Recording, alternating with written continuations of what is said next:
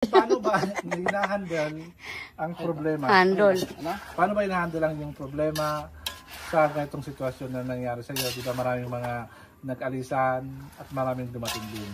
Paano hinahandle ang problema? Maraming nag-alisan ng mga subscriber at maraming din dumating sa iyo subscriber. So paano hinahandle mo natin yung stress? Di ka ba na-stress sa mga Stress, hindi ako na-stress sa mga basher ka na-stress hindi dyan? ako na-stress. Seriously, hindi ako na-stress. Ang siguro nalulungkot lang ako dahil minsan hindi nauunawaan yung ginagawa mo. Yun. Or siguro hindi lang nagtutugma yung gusto nila sa gusto ko. Pero Kailangan ba talaga sundin ng mga subscriber pag gumagawa ka ng content? hindi ka kasi magiging masaya. Pagka sinunod mo yung gusto ng ibang tao, di ba? Kasi kasi sa'yo na vlog, di ba?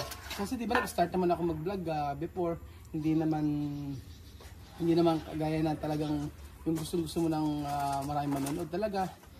Magkaroon ka na ng experience sa pagbablog, magkaroon ka ng remembrance sa pagbablog. Yun lang naman. Pero hindi ibig sabihin yung talagang nung una, gusto ko piniplish yung ibang tao. Pero naiisip ko, hindi naman ako magiging masaya kapag kasinunod ko yung ibang tao. Eh di gawin ko na lang kung ano yung makakabuti para sa akin.